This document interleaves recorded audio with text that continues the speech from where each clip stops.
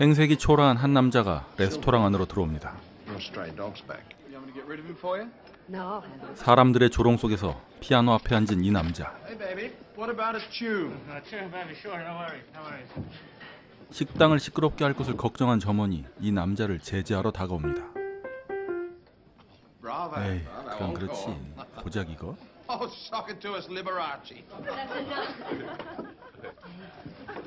그런데 이게 어떻게 된 일일까요?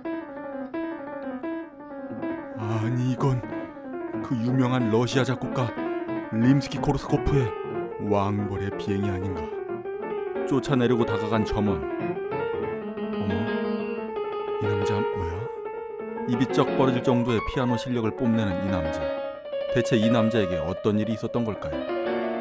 오스트레일리아 출신 데이빗 헬프갓이라는 천재 피아니스트의 실화를 바탕으로 라흐마니노프의 협주곡 3번 CD를 사게 만들었던 그 영화. 다시 피아노를 배우고 싶게 만들었던 그 영화. 1997년작 영화 샤인입니다. 어려서부터 고지식하고 가부장적인 아버지 밑에서 자란 데이빗. 폴란드 유대인 이민자 출신이자 고집불통의 아버지 피터. 아버지의 못다한 음악의 꿈을 데이빗을 통해 이루고 싶었던 것이죠. 하지만 데이빗은 정상적인 음악 교육을 받지 못합니다.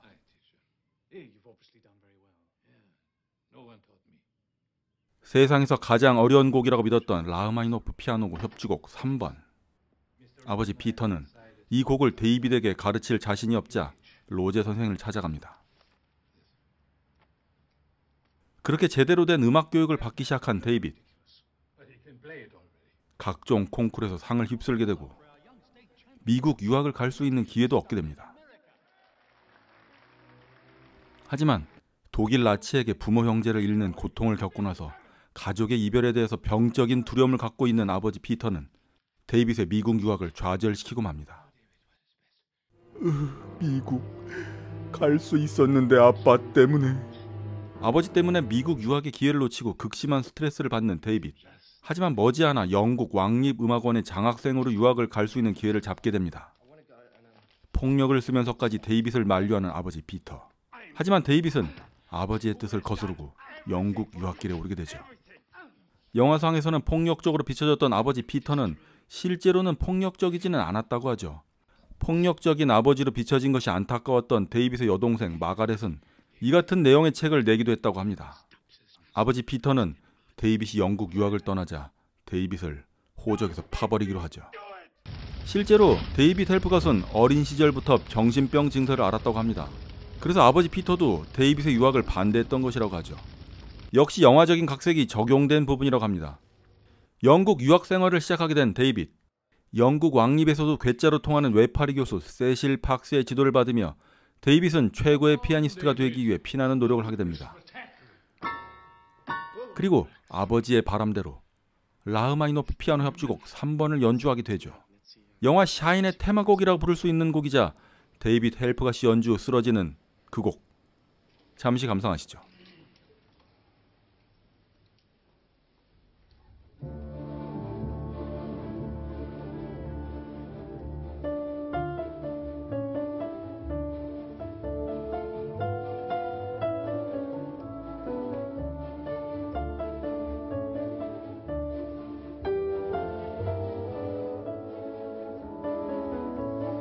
영화는 데이빗의 어린 시절과 현재 시점이 끊임없이 교차 편집이 되면서 데이빗이 왜 라흐마니노프에 집착했는지 그리고 정신병적인 증상이 깊어졌는지를 보여줍니다.